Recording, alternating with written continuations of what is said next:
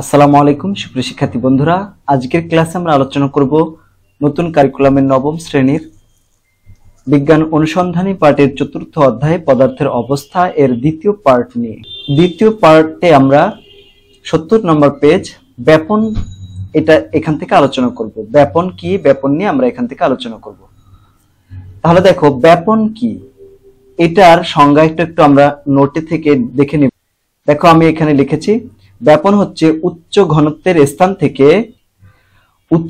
স্থান থেকে নিম্ন ঘনত্বের স্থানে কোনো কঠিন তরল বা গ্যাসীয় পদার্থের স্বতঃস্ফূর্ত ও সমভাবে ছড়িয়ে পড়া বা পরিব্যাপ্ত হওয়ার প্রক্রিয়াকে ব্যাপন বলা হয়। তাহলে দেখো এখানে ব্যাপন হতে হলে অবশ্যই ঘনত্বের পার্থক্য থাকতে হবে। ঠিক আছে, ঘনত্বের পার্থক্য থাকতে হবে, মানে একটা উচ্চ ঘনত্ব থাকতে হবে এবং একটা নিম্ন ঘনত্ব থাকতে হবে। সেই ঘনত্বে উচ্চ ঘনত্বের স্থান থেকে নিম্ন ঘনত্বের স্থানে কোনো কঠিন তরল বা গ্যাসীয় পদার্থের স্বতঃস্ফূর্ত ও সমভাবে ছড়িয়ে পড়া বা পরিব্যাপ্ত হতে হবে। তাহলে এখানে দুইটা তিনটা শর্ত আমরা দেখতেছি, সেটা হচ্ছে উচ্চ ঘনত্বের স্থান থেকে নিম্ন ঘনত্বের স্থানে যাবে, কঠিন তরল এবং গ্যাসীয় পদার্থ হতে পারে, মানে কঠিন হতে পারে, তরল হতে পারে এবং গ্যাসীয় পদার্থ হতে পারে, এবং সেটা স্বতঃস্ফূর্ত ও সমভাবে হতে হবে। স্বতঃস্ফূর্ত মানে কি, নিজে নিজে বাইরে থেকে কোনো বল বা চাপ প্রয়োগ করা হবে না, এবং সেটা সমানভাবে ছড়িয়ে যাবে, সব পাশে সমানভাবে ছড়িয়ে পড়বে। মনে করো একটা আমরা আমাদের রুমে একটা কি করব, একটা মনে করো সেন্টের যে শিশি আছে, আতরের শিশি বা বোতল, এটাকে আমরা কি করব, এইভাবে খুলে রাখবো, মুখ খুলে রাখবো। তাহলে এই যে আতরের যে বোতলটা, এই বোতলের ভিতরে কিন্তু প্রচুর পরিমাণে ঘনত্ব বেশি থাকে। আর এখানে যদি আমরা খুলে রাখি, আস্তে আস্তে আস্তে আস্তে এই যে অণুগুলো আছে এর ভিতরে, দ্রাবক যে অণুগুলো আছে, এই অণুগুলো কি করবে, বাতাসের মাধ্যমে চারদিকে এরকম আস্তে আস্তে আস্তে আস্তে আস্তে আস্তে ছড়িয়ে পড়তে থাকবে। আস্তে আস্তে কিছুক্ষণ পরে পুরো ঘরের ভিতরে কিন্তু সুগন্ধি ছড়িয়ে পড়বে। এই যে ছড়িয়ে পড়লো, এটা কিন্তু একটা ব্যাপন প্রক্রিয়ার মাধ্যমে ঘটনাটা ঘটলো।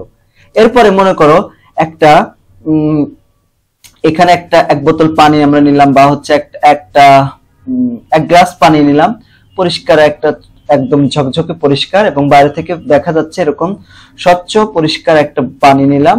ঠিক আছে, একটা গ্লাসের ভিতরে, এই গ্লাসে যদি আমরা 1-2 ফোঁটা করে এর ভিতরে কি দিব, আমরা যদি এর ভিতরে রং ফেলি, রং লাল বা নীল রং এরকম লিকুইড অবস্থায়, আস্তে আস্তে কি হবে, পুরা পানিটা লাল হয়ে যাবে। যদি আমরা লাল রং ফেলি বা নীল রং ফেলি, পুরো পানিটা নীল হয়ে যাবে। এই যে প্রক্রিয়াটা, এটাও কিন্তু ব্যাপন প্রক্রিয়ার মাধ্যমে হয়। তাহলে ব্যাপন কাকে বলা হয়? উচ্চ ঘনত্বের স্থান থেকে নিম্ন ঘনত্বের কোন স্থানে কোনো কঠিন তরল বা গ্যাসীয় পদার্থের স্বতঃস্ফূর্ত ও সমভাবে ছড়িয়ে পড়া বা পরিব্যাপ্ত হওয়ার প্রক্রিয়াকে ব্যাপন বলা হয়। এখন আমরা যদি মনে করো ঘরের ভিতরে আমরা এই যে সেন্ট বা হচ্ছে আতরের শিশি খুলে রাখলাম বা বোতল খুলে রাখলাম, তাহলে পুরো ঘরটা একসময় কি হবে, সুগন্ধিময় হয়ে যাবে। যদি এই প্রক্রিয়াটা খুব তাড়াতাড়ি হয়, মানে চারপাশে সুগন্ধ ছড়িয়ে পড়তে সময়টা যদি খুবই কম লাগে, তখন আমরা বলতে পারি সেই ব্যাপনের হার বেশি। যদি তাড়াতাড়ি ছড়িয়ে পড়ে, মানে সময় কম লাগে, তখন সেটা আমরা বলি যে ব্যাপনের হার বেশি, ব্যাপনের হার বেশি, তাই না?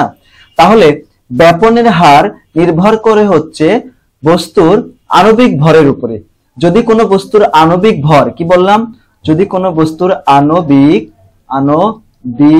ভর, যদি কোনো বস্তুর আণবিক ভর বেশি হয়, তাহলে তার ব্যাপন হার কি হবে, কম হবে। আণবিক ভর বেশি হলে ব্যাপন হার কম হয়, আর আণবিক ভর যদি কম হয় তাহলে ব্যাপন হার বেশি হবে।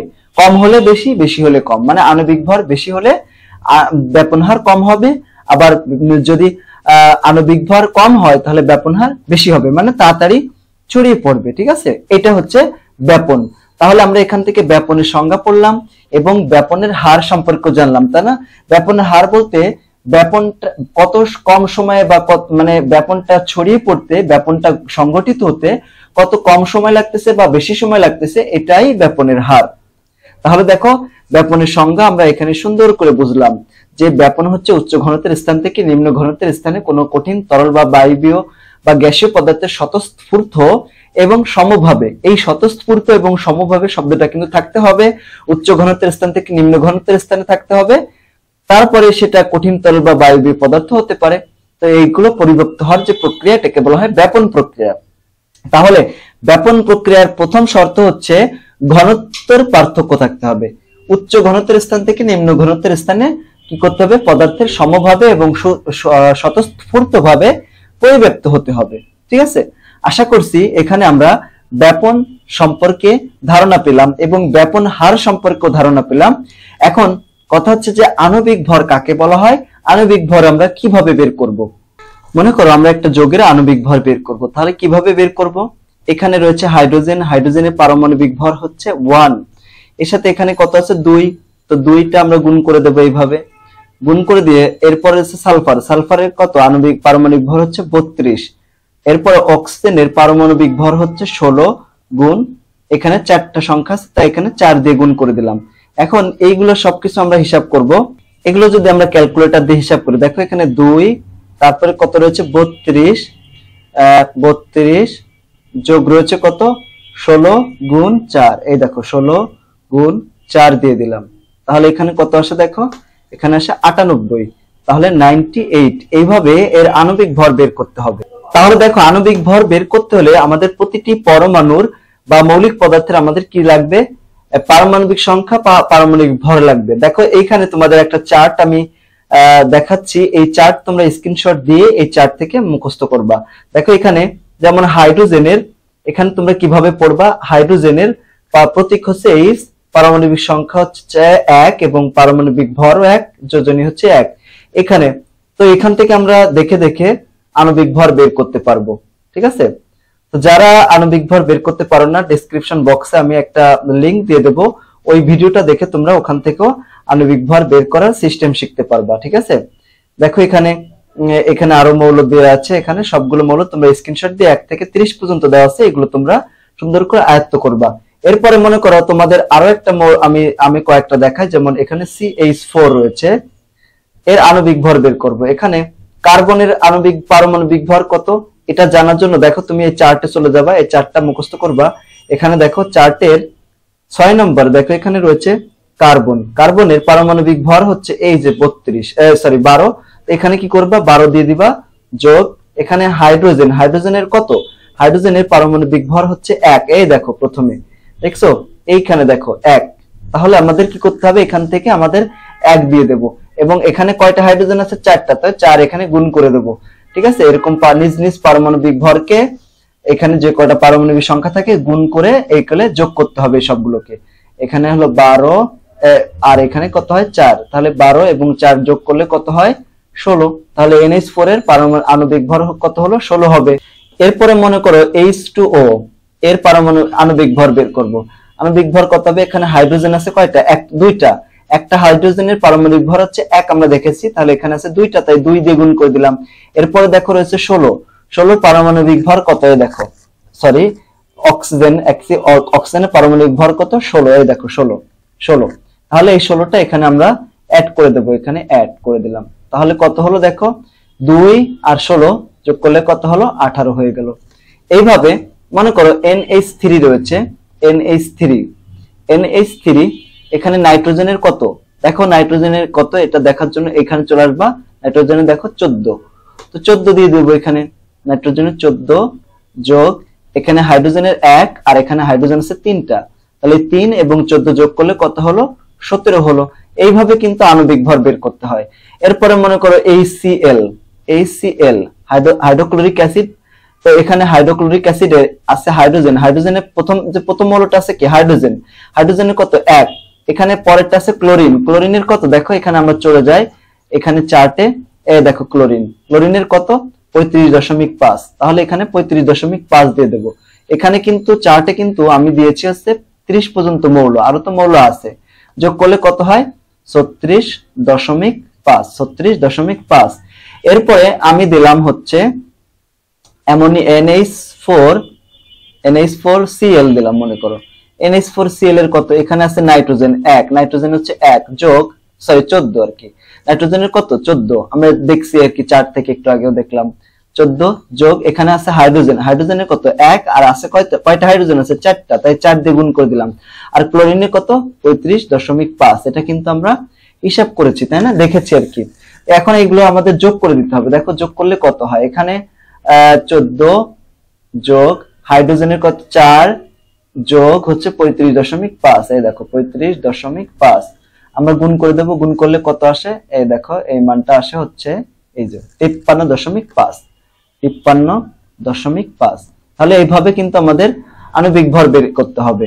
এরপরে মনে করো আমরা বের করলাম আরেকটা ammonium NH4, ammonium hydroxide. Ammonium হাইড্রোক্সাইডের কত হবে, প্রথমে আছে N নাইট্রোজেন, নাইট্রোজেনের কত 14 যোগ এখানে আছে হাইড্রোজেন, কয়টা হাইড্রোজেন আছে 4টা, দেখো এরকম গুণ আছে, একটা হাইড্রোজেন হচ্ছে 1 আর 4টা, তাহলে 4 গুণ করতে হবে।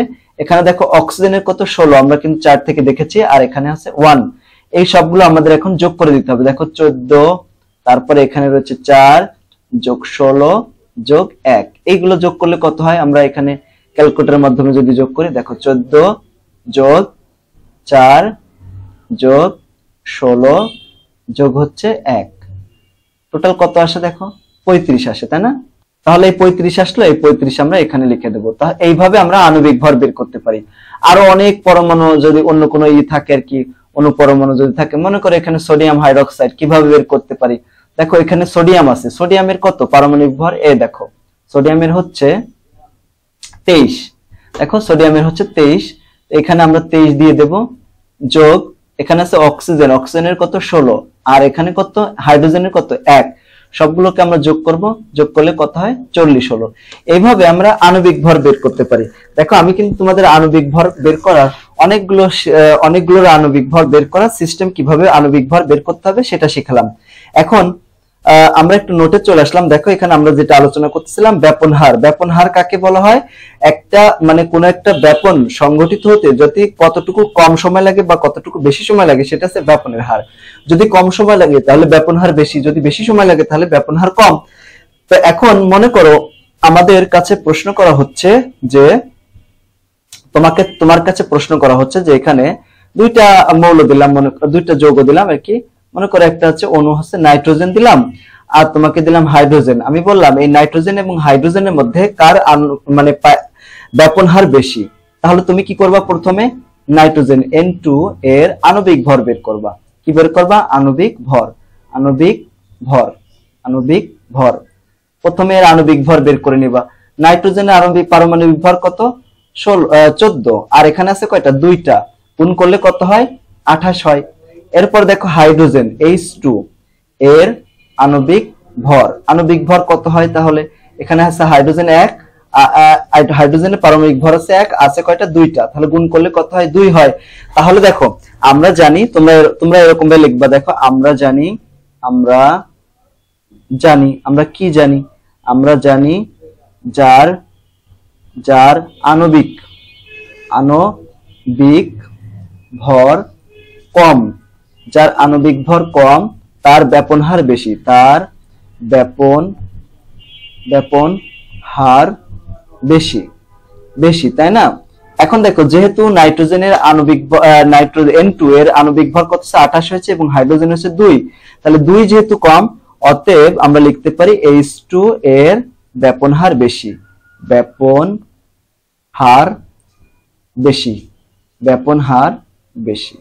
হার বেশি হবে। এরপর মনে করো HCl এবং অ্যামোনিয়াম হাইড্রোক্সাইড OH, এই দুটার মধ্যে কার ব্যাপন হার বেশি হবে, তাহলে আমাদের কি করতে হবে, HCl এর কি করব, HCl এর আণবিক ভর বের করব। আণবিক ভর, আভর মানে আণবিক ভর, ঠিক আছে, আণবিক ভর সংক্ষেপে লিখলাম। এখন হাইড্রোজেনের কত 1 পারমাণবিক ভর, আর ক্লোরিনের কত 35.5, এটা কিন্তু আমরা 4 থেকে নিলাম, যোগ করলে কত হবে 36.5। এরপর দেখো এখানে রয়েছে NH4OH মানে অ্যামোনিয়াম হাইড্রোক্সাইড এর আণবিক ভর কত হবে, নাইট্রোজেন হচ্ছে 14 যোগ এখানে হাইড্রোজেন আছে কয়টা, 3টা হাইড্রোজেন আছে, একটা হাইড্রোজেন আছে 1 আর এখানে আছে 4টা হাইড্রোজেন, আর এরপর আছে 16 যোগ কত 1, সবগুলোকে যোগ করলে কত হয় 35 হয়। তাহলে দেখো এখানে আণবিক ভর বেশি হচ্ছে কার, আণবিক ভর বেশি হচ্ছে HCl এর, আর আমরা জানি যার আণবিক ভর কম তার ব্যাপন হার বেশি, অতএব আমরা বলতে পারি NH4OH মানে অ্যামোনিয়াম হাইড্রোক্সাইড এর ব্যাপন হার হার বেশি। ব্যাপন হার বেশি কেন বেশি? কারণ এর আণবিক ভর কম। দেখো এর 35 আর হচ্ছে 36.5। তাহলে যেহেতু অ্যামোনিয়াম হাইড্রোক্সাইডের ব্যাপন আণবিক ভর কম, এজন্য এর ব্যাপন হার বেশি। এরপর মনে করো তোমাকে প্রশ্ন করা হলো যে NH3 এবং কার্বন ডাইঅক্সাইডের মধ্যে ব্যাপন হার কার বেশি? তাহলে তুমি কি করবা? প্রথমে NH3 মানে দুইটারই আলাদা আলাদা আণবিক ভর বের করবা। তাহলে বলবা এর আণবিক ভর কত? নাইট্রোজেনের কত? 14, ওই 4 থেকে নিলাম। এবং এখানে হাইড্রোজেন হচ্ছে 1 এবং হাইড্রোজেন আছে কয়টা? 3টা হাইড্রোজেন আছে এখানে। তাহলে যোগ করলে কত হয়? এখানে 17 হয়ে যায়। আর এখানে কার্বন ডাইঅক্সাইড এর আণবিক ভর কত? দেখো কার্বন আছে, কার্বনের হচ্ছে 12, ওই 4 থেকে নিলাম। এবং অক্সিজেনের হচ্ছে 16, আর অক্সিজেন কয়টা আছে? 2টা আছে। তো এখানে 16 দুগুণ কত হয়? 32, আর 12 যোগ করলে কত হয়? 44 হয়ে যায়। এখন দেখো এখানে আছে 17 আর এটা হচ্ছে 44, তাহলে 17টা তো কম, তাহলে অতএব আমরা বলতে পারি NH3 এর ব্যাপন হার বেশি হবে। তাহলে তোমাকে যদি প্রশ্ন করা হয় এই দুইটা মৌল বা মানে দুইটা যদি অণু বা পরমাণু দিয়ে যদি বলে কার আণবিক ব্যাপন হার বেশি হবে, তাহলে তুমি এভাবে প্রথমে আণবিক ভর বের করবা। আণবিক ভর বের করে তারপরে তোমরা কি করবা? এটা বের করবা যে কার আণবিক ভর কম। যার আণবিক ভর কম তার ব্যাপন হার বেশি, যার আণবিক ভর বেশি তার ব্যাপন হার কম। কম হলে বেশি, বেশি হলে কম, এটা মনে রাখবা, ঠিক আছে? ব্যস্তানুপাতিক সম্পর্ক। এখন দেখো আমরা একদম এখানে এটা তো আমরা শিখলাম। এখন ব্যাপনের দুইটা শর্ত রয়েছে, ঠিক আছে? দুইটা শর্ত। 1 নম্বর শর্ত হচ্ছে দেখো পদার্থের অণুর ঘনত্ব। পদার্থের অণুর ঘনত্ব হচ্ছে কি? যে পদার্থের ব্যাপন ঘটবে সে পদার্থের অণুর ঘনত্ব বেশি থাকলে ব্যাপন হার বেশি হবে, এবং অণুর ঘনত্ব কম হলে ব্যাপন হার কম হবে। মানে যে পদার্থের ঘনত্ব, যদি কোনো পদার্থের ঘনত্ব বেশি হয় তার ব্যাপন, এটা কিন্তু ঘনত্ব। আর ঘনত্ব আর এর আগে যেটা শিখলাম এটা কিন্তু আণবিক ভর। ঘনত্ব আর আণবিক ভর কিন্তু সেম না। ঘনত্ব কি সেটা কিন্তু আমরা প্রথম অধ্যায়ে আলোচনা করেছি। এরপরে মাধ্যমের ঘনত্ব, যে মাধ্যমে ব্যাপন ঘটবে। যদি পানি মাধ্যমে ব্যাপন ঘটে, যে মাধ্যমে ব্যাপন ঘটবে ওই মাধ্যমের ঘনত্ব যদি বেশি হয় তাহলে কিন্তু ব্যাপন কম হয়, দেখছো? আচ্ছা, যে ব্যাপিত হবে তার ঘনত্ব বেশি হলে ব্যাপন বেশি হবে। কিন্তু যেখানে ব্যাপিত হবে মানে ব্যাপন ঘটবে, যে ঘরের ভিতরে বা যে মাধ্যমে, কঠিন তরল বা বায়বীয় যে মাধ্যমে এটা ব্যাপন হবে, ওই মাধ্যমে যদি তার ঘনত্ব বেশি থাকে তাহলে ওই মাধ্যমের ঘনত্ব যদি বেশি হয় তাহলে কিন্তু ব্যাপন আবার কমে যাবে, ঠিক আছে? তো এটা আমরা বুঝলাম। এখন আমরা বইয়ে চলে আসলাম। বইয়ে দেখো এখানে যে বিষয়গুলো আলোচনা করা আছে এখন যদি আমরা পড়ি এখন সবকিছুই বুঝতে পারবো। যেমন দেখো কোনো পদার্থ যদি উচ্চ ঘনমাত্রায় থাকে তখন সেই পদার্থের কণাগুলো নিম্ন ঘনমাত্রার দিকে ধাবিত হতে থাকে বা চায়, এটা আমরা জানলাম, তাই না? কঠিন তরল বা বায়বীয় পদার্থের উচ্চ ঘনমাত্রার স্থান থেকে নিম্ন ঘনমাত্রার স্থানে স্বতঃস্ফূর্ত ও সমভাবে ছড়িয়ে পড়ার এই প্রক্রিয়াকে ব্যাপন বলা হয়, যেটা আমরা আলোচনা করেছি। দেখো এখানে চিত্রের মাধ্যমে দেখানো হয়েছে। এখানে কতগুলো অনুপরমাণু মানে ঘনত্ব বেশি আছে, তারপরে এখান থেকে কম ঘনত্ব এরকম আস্তে আস্তে দ্রাবক কণাগুলো এরকম ছড়িয়ে যাচ্ছে চারপাশে এবং আরো ছড়িয়ে যাচ্ছে, এভাবে ব্যাপন ঘটতেছে। গ্যাসের ব্যাপন দেখানো হয়েছে এখানে, ঠিক আছে? ব্যাপন প্রক্রিয়ার উদাহরণ হিসেবে আমরা পারফিউমের খোলা বোতলের কথা বলতে পারি, যেটা আমরা বললাম প্রথমে আলোচনা করেছিলাম। ঘরের এক কোণে একটা পারফিউমের খোলা বোতল রাখলে তার সুগন্ধ কিছুক্ষণের মাঝে ওই ঘরের চারিদিকে ছড়িয়ে পড়ে, এটা কিন্তু আমরা বলেছি, তাই না? এই ছড়িয়ে পড়ার প্রক্রিয়াকে ব্যাপনের মাধ্যমে হয়ে থাকে। সুগন্ধ ছড়িয়ে পড়তে যদি কম সময় লাগে তখন আমরা সেটাকে বলি ব্যাপন হার বেশি, এটা কিন্তু আলোচনা করেছি এবং তোমরাও বলতে পারবা যে কার ব্যাপন হার বেশি কার কম। আবার যদি ছড়িয়ে পড়তে বেশি সময় লাগে তখন তা আমরা বলতে পারি ব্যাপন হার কম। ব্যাপনের হার কণার আকার এবং ভরের উপরেও নির্ভর করে। বড় আকারের কণার তুলনায় ছোট কণা দ্রুত ছড়িয়ে পড়তে পারে বলে ছোট কণার ব্যাপনের হার বড় কণার ব্যাপনের হার থেকে বেশি। এখন দেখো ব্যাপন ঘটতে পারে কঠিন পদার্থের, ঘটতে পারে তরল পদার্থের, হতে পারে বায়বীয় পদার্থের হতে পারে। তো দেখো আমরা এখন কঠিন পদার্থে দেখি। তুমি যদি একটা কাপে গরম পানি নিয়ে তাতে টি ব্যাগ ডুবাও, যদি একটা গরম পানি নিয়ে আমরা তো চা বানাই, তাই না? চার সময় আমরা কি করি? টি ব্যাগ ডুবাই খাই, টি ব্যাগ দিয়ে চা বানাতে পারি। তাহলে দেখতে পাবে যে টি ব্যাগ থেকে নির্গত কালচে লাল রঙের চায়ের নির্যাস বা লিকার বের হয়ে ধীরে ধীরে কাপের পানির মধ্যে ছড়িয়ে যাচ্ছে। কিছুক্ষণ পর তুমি যখন যে টি ব্যাগটি কাপ থেকে তুলে আনবে তখন দেখতে পাবে কি, আমরা দেখতে পাবো দেখো এরকম, দেখো লালচে হয়ে গেছে, তারপর লালচে, প্রথমে কালচে হয়ে যাবে, তারপর লালচে হয়ে যাবে। যে কি দেখতে পাবো, কাপের পুরো পানির রং কালচে লালের মানে লালের মতো হয়েছে। দেখো এই যে কালচে লালের মতো হয়ে গেছে, অর্থাৎ টি ব্যাগ থাকা চায়ের পাতার রং ব্যাপন প্রক্রিয়ার মাধ্যমে কাপের পুরো পানির মধ্যে ছড়িয়ে পড়ছে। কাপে গরম পানি ব্যবহার করার কারণে ব্যাপনের হার বেশি হয়েছে। যদি এখানে আমরা ঠান্ডা পানি ব্যবহার করতাম সেখানে কিন্তু ব্যাপনের হার কম হতো, ঠিক আছে। তাহলে দেখবে লিকার অনেক আস্তে আস্তে ছড়াচ্ছে যদি ঠান্ডা পানি ব্যবহার করতাম। কারণ কি, গরম পানির ক্ষেত্রে চায়ের নির্যাসের কণাগুলো পানি থেকে তাপ গ্রহণ করে অধিক গতিশক্তি লাভ করে এবং দ্রুত ছড়িয়ে পড়ে কম তাপমাত্রায়, যেটি অনেক ধীর গতিতে ঘটতে থাকে। এখন আমরা কঠিন পদার্থে দেখলাম, এখন দেখো আমরা তরল পদার্থের ব্যাপন প্রক্রিয়া দেখবো। তোমরা একটা গ্লাস কিংবা স্বচ্ছ কোনো পাত্রে কিছু পরিমাণ পানি নিয়ে যদি ড্রপার দিয়ে 1-2 ফোঁটা নীল রঙের ফুড কালার দাও, তাহলে দেখবে নীল রংটি গ্লাসে ছড়িয়ে পড়ছে। এটা কিন্তু আমরা আলোচনা করেছি, সবকিছুই কিন্তু আলোচনা করেছি। তারপরে বইয়ে যেটা আছে এটা রিডিং পড়ে তোমাদের বুঝিয়ে দিচ্ছি যে এগুলো আমরা আলোচনা করেছি। ধীরে ধীরে সমস্ত পানির রং নীল রঙে পরিণত হবে, অর্থাৎ নীল ফুড কালারের কণাগুলো ব্যাপনের মাধ্যমে বিকারের সমস্ত পানিতে ছড়িয়ে পড়বে। শীতল পানিতে প্রক্রিয়াটি হবে ধীরে ধীরে, কিন্তু গরম পানিতে সেটি দ্রুত ঘটবে। কেন? কারণ গরম পানিতে ওই যে দ্রাব কণাগুলো গতিশক্তি বেশি পায়, গতিশক্তি বেশি হলে সেগুলো ছোটাছুটি বেশি হয়, তাই না? এরকম তরল পদার্থে দেখলাম এবং গ্যাসীয় পদার্থে দেখবো। গ্যাসীয় পদার্থের এই যে উদাহরণটা আমরা দেখতে পাচ্ছি সেটা হচ্ছে, আমরা কিন্তু এটা আলোচনা করেছি। দেখো এখানে একটা নল নেওয়া হয়েছে, যে রডের মতো যেটা দেখতে পাচ্ছ, এটা একটা খোলা রড, মানে ভিতরে ফাঁপা নল নেওয়া হচ্ছে এবং এর ভিতরে তুলা দেওয়া হচ্ছে। তুলা দিয়ে এক প্রান্তে দেখো HCl দ্রবণ দিয়ে ভেজানো তুলা দেওয়া হচ্ছে, আর এক প্রান্তে দেওয়া হয়েছে দেখো NH4OH দেওয়া হয়েছে। দেখো এই পাশে দেওয়া আছে HCl আর এই পাশে দেওয়া আছে অ্যামোনিয়াম হাইড্রোক্সাইড। এই যে NH4OH এটার নাম হচ্ছে অ্যামোনিয়াম হাইড্রোক্সাইড। এখন আমরা কিন্তু একটু আগে আলোচনা করেছিলাম, এই যে কি আলোচনা করেছিলাম, দেখো এখানে কিন্তু আলোচনা করেছিলাম যে HCl এবং NH4OH এই দুটার মধ্যে কার ব্যাপন হার বেশি হবে। এবং আমরা দেখেছিলাম যে HCl এর আণবিক ভর হচ্ছে 36.5 এবং অ্যামোনিয়াম হাইড্রোক্সাইড যে NH4OH এর আণবিক ভর কত? 35।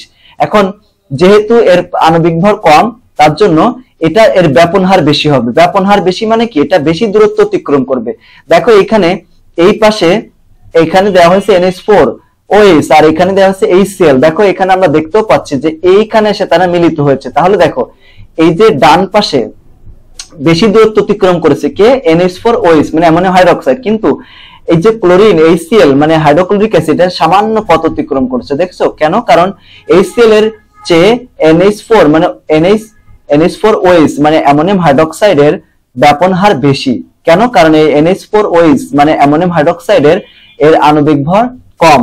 এটা কিন্তু আমরা এখানে দেখেছি, তাই না? যে এখান থেকে দেখলাম, দেখো HCl এর আণবিক ভর কত? 36.5 আর এর হচ্ছে 35। তাহলে এখানে যার হচ্ছে 35 মানে অ্যামোনিয়াম হাইড্রোক্সাইড, এটা কিন্তু বেশি দূরত্ব অতিক্রম করেছে। বেশি দূরত্ব অতিক্রম করার কারণে এটা বেশি পথ অতিক্রম করেছে এবং HCl কম দূরত্ব অতিক্রম করেছে। তাই এটাই এখানে বলা হচ্ছে।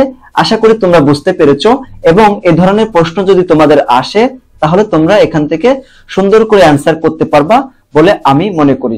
তোমাদের একটা কাজ দেওয়া হচ্ছে, ক্লোরিন এবং ফ্লোরিন এই দুইটার মধ্যে কার আণবিক ভর বেশি সেটা হিসাব করে কার ব্যাপন হার বেশি হবে সেটা অবশ্যই কমেন্ট করে বলবা। এখানে বলবা কমেন্টে এইভাবে যে ক্লোরিন বা ফ্লোরিনের ভিতরে এই দুইটার মধ্যে এর আণবিক ভর বেশি, এর জন্য এর পারমাণবিক মানে এর ব্যাপন হার কম। তো তোমরা যদি লাইভ ক্লাসগুলোতে অংশগ্রহণ করো, প্রতিদিন সন্ধ্যা 7টায় লাইভ ক্লাস হয়, সেখানে তোমরা লাইভ ক্লাসগুলোতে অংশগ্রহণ করতে পারবা একদম ফ্রিতে, ঠিক আছে? এরপর আমরা চলে যাই, দেখো এখানে নিঃসরণ কাকে বলা হয়? নিঃসরণ। তো ব্যাপন এবং নিঃসরণের মধ্যে সামান্য পার্থক্য রয়েছে। তো নিঃসরণ কাকে বলা হয় প্রথমে আমরা সংজ্ঞাটা দেখে আসি। দেখো নিঃসরণের সংজ্ঞা আমি ছোট করে এখানে দিয়েছি। সরু ছিদ্র পথে কোনো গ্যাসের অণুসমূহের উচ্চ চাপের স্থান থেকে নিম্ন চাপের স্থানের দিকে সজোরে বেরিয়ে আসার প্রক্রিয়াকে ব্যাপন প্রক্রিয়া বলা হয়, ঠিক আছে? দেখো এখানে সরু ছিদ্র পথে কোনো গ্যাসের, সরু ছিদ্র পথ মানে পথটা ছিদ্রটা অনেক ছোট হতে হবে, ঠিক আছে? যেমন দেখো আমরা যখন বডি স্প্রে ব্যবহার করি, বডি স্প্রে আমরা কিন্তু এটা চাপ দিই, চাপ দিলে বডি স্প্রে বের হয়, বডি স্প্রে বের হয় যেখান দিয়ে, সেটা কি অনেক সেই ফুটাটা মানে সেই ছিদ্রটা কি অনেক বড়, 3-4 হাত লম্বা এরকম, নাকি অনেক সুইর মতো একদম ছিদ্র? তো এরকম সরু ছিদ্র, এটা বলেছে সরু ছিদ্র পথে গ্যাসের অনুসমূহের উচ্চ স্থান থেকে উচ্চ চাপের স্থান থেকে নিম্ন চাপের স্থানের দিকে সজোরে মানে জোর করে বেরিয়ে আসতে হবে, তখন সেটাকে বলা হবে নিঃসরণ। যেমন দেখো নিঃসরণের সংজ্ঞা মানে অনেকগুলো উদাহরণ দিয়েছি, যেমন দেখো অ্যারোসল, বডি স্প্রে, এগুলা কিন্তু যখন আমরা ব্যবহার করি তো ব্যবহারের সময় এগুলো ক্যানের মাথার চাপ দেয়, ক্যানের মাথার চাপ দিয়ে এবং এগুলো তখন বেরিয়ে আসে, তাই না, অনেক জোরে বেরিয়ে আসে। তো এটাই হচ্ছে নিঃসরণ, এটা হচ্ছে নিঃসরণ। নিঃসরণের আরো অনেক উদাহরণ রয়েছে, তোমরা কমেন্টে জানাবা নিঃসরণের আরো অনেক উদাহরণ রয়েছে। যেমন দেখো যদি গ্যাস সিলিন্ডার যদি বাস্ট হয়ে যায়, একদম একদম সরু ছিদ্র পথে প্রচুর পরিমাণ অনেক জোরে কিন্তু গ্যাস বের হতে থাকবে, এটাও কিন্তু নিঃসরণের উদাহরণ, তাই না? এরপরে মনে করো বায়ু দূষণ করি আমরা, অনেক সময় বায়ু দূষণ করি, এটা কি সরু ছিদ্র পথ দিয়ে বের হয় জোরে সজোরে, তো এটাও একটা কিন্তু নিঃসরণের উদাহরণ, ঠিক আছে? এরপরে দুর্গন্ধ যখন ছড়িয়ে পড়ে চারদিকে, তখন এটা হয় ব্যাপন প্রক্রিয়া। এখন তোমাদের কাছে একটা প্রশ্ন, তোমরা অবশ্যই কমেন্টে এটা জানাবা, আমাদের শীতকালে দেখো ঠোঁট ফেটে যায়, ঠোঁট ফেটে যাওয়ার ঘটনা, এটা কি ব্যাপন প্রক্রিয়া হবে নাকি নিঃসরণ হবে? ব্যাপন হতে হলে সেখানে কিন্তু স্বতঃস্ফূর্ত মানে নিজে নিজে বাইরে থেকে আমরা চাপ প্রয়োগ করা যাবে না, ঠিক আছে? সেখানে ঘনত্বের পার্থক্য থাকবে, কিন্তু নিঃসরণের ক্ষেত্রে ঘনত্বের পার্থক্য চাপের পার্থক্য থাকবে, ঠিক আছে? চাপের পার্থক্য। এই চার্টে আমরা দেখতে পাচ্ছি যে ব্যাপন এবং নিঃসরণের মধ্যে পার্থক্য। দেখো ব্যাপন 1 নম্বর পার্থক্য হচ্ছে উচ্চ ঘনত্বের স্থান থেকে নিম্ন ঘনত্বের স্থানের দিকে কোনো কঠিন তরল বা গ্যাসীয় বস্তুর অনুসমূহে বা কণাসমূহের স্বতঃস্ফূর্ত ও সমভাবে স্থানান্তর বা পরিব্যাপ্ত হওয়ার প্রক্রিয়াকে ব্যাপন বলা হয়। আর নিঃসরণের ক্ষেত্রে বাইরের চাপ প্রয়োগ করতে হবে, বাহ্যিক উচ্চ চাপের প্রভাব পাত্রের সরু ছিদ্র পথে কোনো গ্যাসের অনুসমূহ সজোরে একমুখী বের হওয়ার যে প্রক্রিয়া তাকে নিঃসরণ বলা হয়। 2 নম্বর পার্থক্য হচ্ছে, উদাহরণ হচ্ছে এখানে ফুলের গন্ধ H2S গ্যাসের দুর্গন্ধ বাতাসের মাধ্যমে ছড়িয়ে পড়ে, এটা হচ্ছে ব্যাপন প্রক্রিয়া। আর নিঃসরণের হচ্ছে গাড়ির যে চাকার টিউবের ছিদ্র পথে নিঃসরণ প্রক্রিয়ায় বাতাস বের হয়ে যাওয়া, এটা হচ্ছে নিঃসরণ। 3 নম্বর পার্থক্য, পদার্থের কণা বা অনুসমূহের ইতস্ত বা স্বতঃস্ফূর্ত চলাচলের কারণে ব্যাপন প্রক্রিয়া ঘটে, এটা হচ্ছে ব্যাপনের মানে ব্যাপন। আর নিঃসরণ হচ্ছে গ্যাস পাত্রের ভেতরে ও বাইরে চাপের পার্থক্যের কারণে নিঃসরণ ঘটে থাকে। তারপর দেখো 4 নম্বর পার্থক্য, ব্যাপন হলো গতিতত্ত্ব মতে সমবায়ুচাপে অনুসমূহের স্বতঃস্ফূর্ত মন্থন প্রক্রিয়া। মন্থন প্রক্রিয়া মানে কি ধীর প্রক্রিয়া, মানে ধীরে ধীরে হয়, কিন্তু নিঃসরণ হচ্ছে অধিক চাপের প্রভাবে গ্যাসীয় অণুর দ্রুত চলন প্রক্রিয়া, মানে তাড়াতাড়ি হয়। 5 নম্বর পার্থক্য এই ব্যাপারে এই ব্যাপনের বেলায় গ্যাস পাত্রের ভেতরে ও বাইরে একই বায়ুচাপ থাকে, অবশ্যই বায়ুচাপ একই থাকে ব্যাপনের ক্ষেত্রে, কিন্তু নিঃসরণের ক্ষেত্রে গ্যাস পাত্রের ভেতরে চাপ বেশি থাকে এবং বাইরে কম থাকে চাপ। একটা জিনিস মনে রাখবা, ব্যাপন কিন্তু কঠিন পদার্থের হতে পারে, তরল পদার্থের হতে পারে, গ্যাসীয় পদার্থের হতে পারে, কিন্তু নিঃসরণ শুধুমাত্র কেবলমাত্র এই গ্যাসীয় পদার্থের হয়। নিঃসরণ কিন্তু অন্য কঠিন বা তরল পদার্থের হয় না, এটা মনে রাখবা। এখন আমরা বইয়ে চলে আসি নিঃসরণ সম্পর্কে, এখানে কি লেখা আছে দেখো। এখানে আরেকটা কথা বলি যে যখন এই যে পাত্রের যে সরু ছিদ্র পথে, এটাকে অনেক সময় এটাকে কি বলে আমরা অনেক সময় আমরা পিন হোল বলে থাকি, ঠিক আছে? যাই হোক, এখন আমরা পড়বো বইয়ে, দেখি আমরা যেটা পড়েছি সেটার সাথে বইয়ে মিল আছে কিনা। নিঃসরণ হলো এমন একটি প্রক্রিয়া যেখানে কোনো পাত্রে থাকা গ্যাস সরু ছিদ্রপথ দিয়ে পাত্রের ভিতরের উচ্চ চাপের স্থান থেকে পাত্রের বাইরে নিম্ন চাপের স্থানের দিকে সজোরে বেরিয়ে আসে।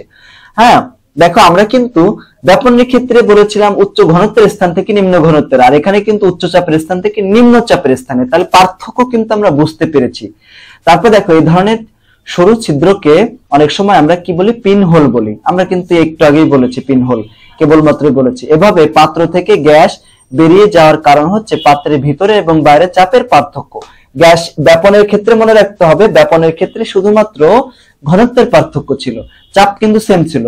ব্যাপনের বেলাতে এটি ঘটে গ্যাসের ঘনত্বের পার্থক্যের কারণে, কিন্তু নিঃসরণের বেলায় এটি ঘটে গ্যাসের চাপের কারণে, যেটা আমরা আলোচনা করেছি। ব্যাপনের ক্ষেত্রে চাপের কোনো প্রভাব নেই, কিন্তু নিঃসরণের ক্ষেত্রে অবশ্যই চাপের প্রভাব আছে। আরেকটি গুরুত্বপূর্ণ পার্থক্য আছে, ব্যাপনের ক্ষেত্রে কঠিন তরল এবং গ্যাসীয় পদার্থ উপযুক্ত মাধ্যমে সব দিকে ছড়িয়ে পড়তে পারে, কিন্তু নিঃসরণের ক্ষেত্রে শুধুমাত্র, দেখো আমি কিন্তু বলেছিলাম শুধুমাত্র কেবলমাত্র, এই কথাটা আমি বলেছিলাম যে গ্যাসীয় পদার্থের মাধ্যমে সরু ছিদ্র পথে বেশ অনেক বেগে বের হয়ে আসে, তাই না? যেমন বায়ু বায়ু আমরা বায়ু দূষণ করি, ওটা ওটা একটা নিঃসরণ। এভাবে নিঃসরণে কিছু উদাহরণ দেওয়া যাক। যে আমরা যদি দেখো ফুলানো বেলুনে, মানে একটা বেলুন মানে ফুলানো আছে, বড় করা আছে, এখানে যদি আমরা পুশ করে একটা ফুটা করে দিই, খুব মানে ছিদ্র ফুটা করে দিই, তাহলে সেখান থেকে কিন্তু বাতাস দ্রুত বের হয়ে আসবে। এটা কিন্তু দ্রুত প্রক্রিয়ার মাধ্যমে আসতে থাকবে, এটা কিন্তু নিঃসরণ। কিন্তু আমরা যদি এরকম করি, দেখো আমরা যদি এই যে ফুলানো বা যে এটা যে বেলুন আছে, বেলুনটার উপরে একটা কস্টেপ মারবো, কস্টেপ মেরে সেখানে আমরা কি করব, স্টপ মানে কস্টেপ দিয়ে তারপর একটা আলপিন দিয়ে ফুটা করব, দেখবো যে বেলুনটি আর ফেটে যাচ্ছে না, আস্তে আস্তে বাতাস বের হচ্ছে। এই যে আস্তে আস্তে বাতাস বের হচ্ছে, তখন কিন্তু আর নিঃসরণ হয় না, তখন কিন্তু ব্যাপন প্রক্রিয়ার মাধ্যমে এটা হয়। যেমন দেখো আমাদের দৈনন্দিন জীবনে নিঃসরণের আরো কয়েকটা উদাহরণ আছে। যেমন দেখো CNG gas, compressed natural gas, আমরা যে সিএনজি গ্যাস মূলত হচ্ছে উচ্চ চাপে সংকোচিত মিথেন গ্যাস। কোনো কারণে যদি আমাদের এই আল্লাহ না করুক এরকম এই মানে বাস্ট হয়ে যায়, এই যে কি বলে এটারে, সিলিন্ডার ফুটা হয়ে যায় সামান্য, সেখান থেকে তো প্রচুর পরিমাণ এই মিথেন গ্যাস বা যে গ্যাসটা থাকে সেই গ্যাস কিন্তু বের হয়ে যায়। ঠিক আছে, এরকম হয়। এইগুলো হচ্ছে সব মানে এই যে তারপর দেখো প্রোপেন গ্যাস রয়েছে, বিউটেন গ্যাস, এই গ্যাসগুলো কি সংকুচিত করে বোতল অবস্থায় সিলিন্ডারে ভর্তি করে রাখা হয়। গ্যাসের চুলা জ্বালানোর সময় সিলিন্ডারে মুখ খুলে দেওয়া হলে এটি গ্যাসে পরিণত হয়ে সমবেগে মানে সবেগে মানে জোরে বের হতে থাকে, এক্ষেত্রে নিঃসরণ ঘটে। ঠিক আছে, এখন দেখো এখানে দুইটা পদার্থ দেখো, এখানে একটা হচ্ছে কি প্রোপেন গ্যাস এবং আরেকটা হচ্ছে বিউটেন গ্যাস। এই প্রোপেন গ্যাস এবং বিউটেন গ্যাসের মধ্যে দেখো, এই দুটার মধ্যে তোমরা কমেন্ট করে বলবা যে প্রোপেন গ্যাসের মধ্যে এবং বিউটেন গ্যাসের মধ্যে কার ব্যাপন হার বেশি, কার ব্যাপন হার কম। যারা ভিডিওটি দেখবা, যদি আমার ক্লাসটি বুঝে থাকো, তাহলে এই প্রশ্নের উত্তরটা অবশ্যই করতে পারবা। এই প্রশ্নের উত্তরটা যদি তুমি সঠিকভাবে দিতে পারো, তাহলে বুঝতে পারবা যে এই ক্লাসটি করে তোমার সার্থকতা হয়েছে। পরবর্তী ক্লাসে আমরা এই পাতন, ঊর্ধ্বপাতন এটা নিয়ে আলোচনা করব ইনশাআল্লাহ। পরবর্তী ক্লাসে আমাদের এই অধ্যায়টা শেষ হয়ে যাবে। ঠিক আছে, তো আল্লাহর ইচ্ছায় তোমরা সকলে ভালো থাকবা, সুস্থ থাকবা, আমার জন্য দোয়া করবা। সকলকে ধন্যবাদ। আসসালামু আলাইকুম।